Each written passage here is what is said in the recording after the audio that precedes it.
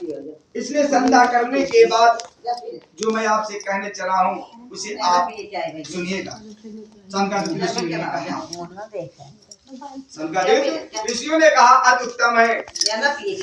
हम लोग भी संध्या ओपन से होकर के अर्थात हर क्रिया से निवृत्त होकर के मैं आपकी समस्या आऊंगा। सभी लोग संध्या ओपन से नित्य क्रिया से निवृत्त होकर के सूजी महाराज जी के सामने एकत्र होते हैं। और जब सूजी महाराज जी के सामने एकत्र हुए और एकत्र होने के बाद सूजी महाराज जी ने कहा कि अगर ददित होकर के अर्थात सूजी ऋषियों से कहा कि ऋषिगणों ददित होकर के अर्थात एक चित्त होकर के मेरी बात को सुनिएगा, मेरी बात को सुनिएगा। यदि तुम्हारा ध्यान किसी और तरफ रहेगा तो मेरे कहे गए वाक्यों से आपको लाभ नहीं मिलेगा, अर्थात आपको लाभ नहीं हो सकेगा। हे ऋषिगणों, एक बार नारद मुनि ने परोपकार की इच्छा के लिए, परोपकार दूसरों का उपकार करने की इच्छा के लिए नारद मुनि भ्रमण करते हुए घूमते हुए मृत्युलोक में जाते हैं। और जब नारद मुनि मृत्युलोक में पहुंचते हैं तो मृत्युलोक में नारद मुनि ने क्या देखा भैया, ये जो हम लोग यहाँ जन्मे हुए हैं जिस पे पृथ्वी पे यह मृत्युलोक है।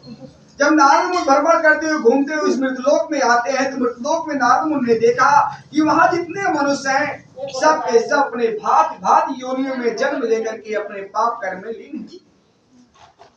तो नारद मुनि बड़ा अचंभित हो गए और नारद मुनि ने क्या देखा भैया कि जितने मनुष्य सब के सब भांति भांति योनियों में जन्म लेकर के अपने पाप कर्म में लीन हैं। ऐसे मनुष्यों को देख करके नारद मुनि ने विचार किया। क्या विचार किया? कहा कि अगर मनुष्य का तन पाए हुए हैं तब भी इन लोग परेशान हैं।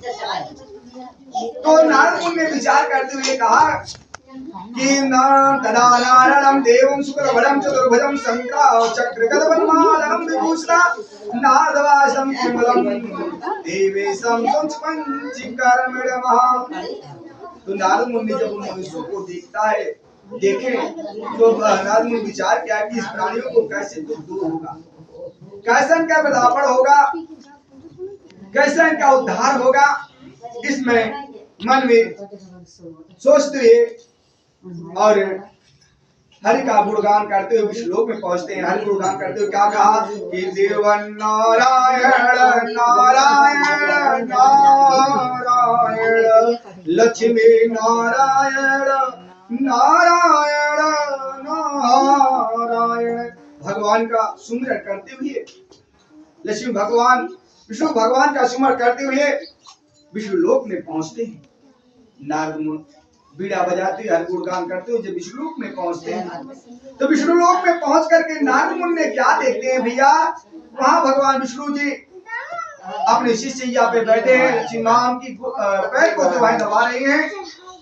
उन्हें देख करके नारद मुनि ने दंडवत प्रणाम किया और कहा कि हे प्रभु, मैं भ्रमण करते हुए जब मृत्युलोक में गया और मृत्युलोक में जाकर के देखा कि वहां पर जितने मनुष्य हैं सब के सब अपने भांति भांति योनि में जन्म लेकर के अपने पाप कर्म में लीन हैं और वह दुख से पीड़ित हैं। उनका कैसे उद्धार हो सकता है, कैसे उनका बेड़ा पार हो सकता है। हे प्रभु, यही दुहाई लेकर के, यही अर्ज लेकर के मैं आपके समक्ष आया, कृपा करके मुझे उनकी राह को बताने की कृपा कीजिएगा। इस प्रकार नारद जी का मुखाबिन सुन करके भगवान विष्णु ने बोले, हे नारद, आपका आगमन वैकुंठ में किस लिए हुआ था और किस लिए आप आए थे वह मैं सुन चुका हूँ। जो अपनी अर्ज लेकर के आए तो मैं सब जान चुका हूँ, आपकी बताने की कोई चेष्टा नहीं है। जब कहा हे प्रभु, मैं आप जान चुके हैं तो उनका कैसे दुख दूर होगा, कृपा करके उसे बताने की कृपा कीजिएगा। हे महाभाग, मैं उसका यथोचित जो है उत्तर को सुनूंगा।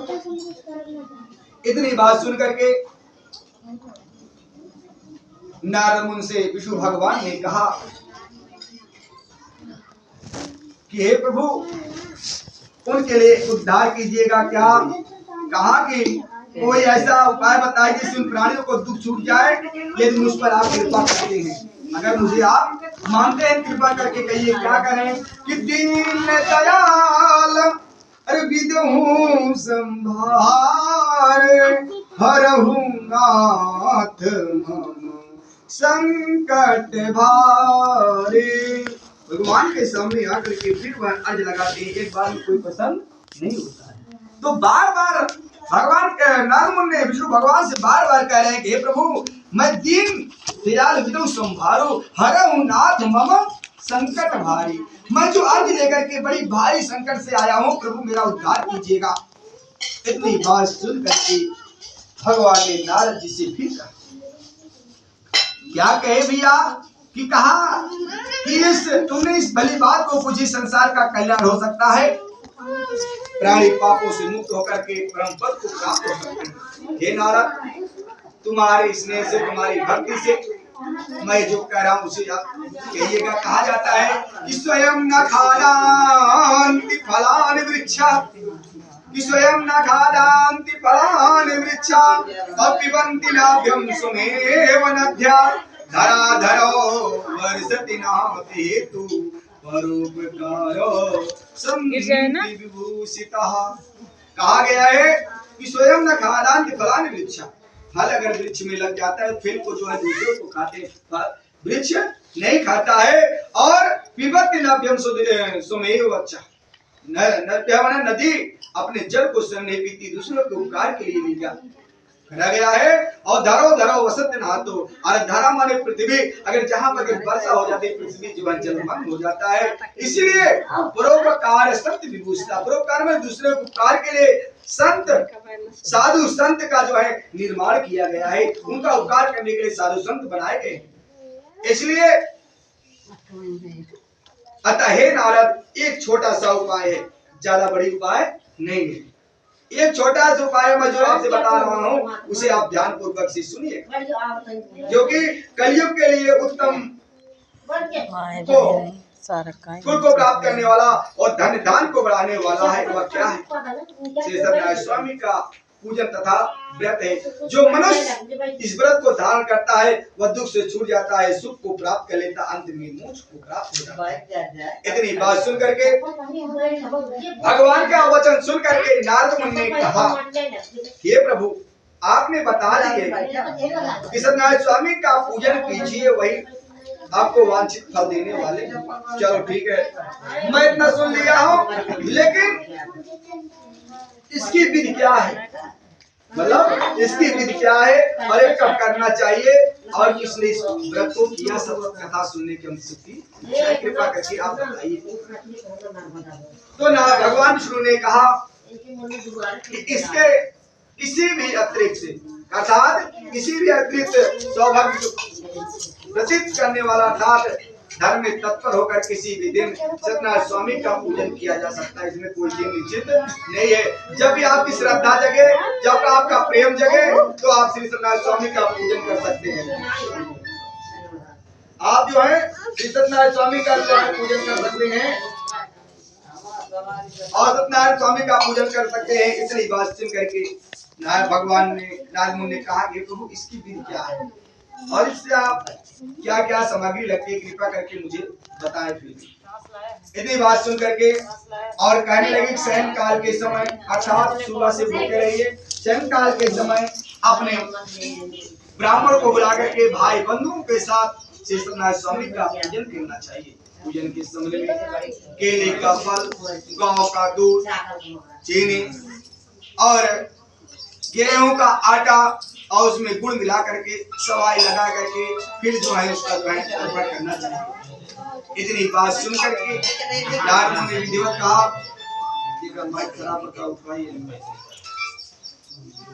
हेलो, हाँ भैया, आवाज ना जाए।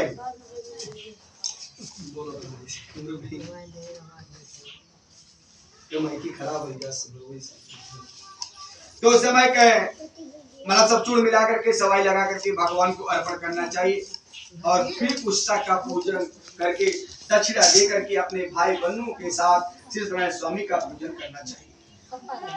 और पूजन के समय में सब लोग सत्यनारायण स्वामी का जब पूजन समाप्त हो, नाच बाजा बजाना कीर्तन आज भगवान के सामने करें।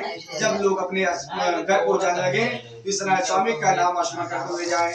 इतिहास स्कंद पुराण खंडे श्री सत्यनारायण चा इदायाम कथायाम प्रथमोध्याय बनि बिहारी लाल की जय।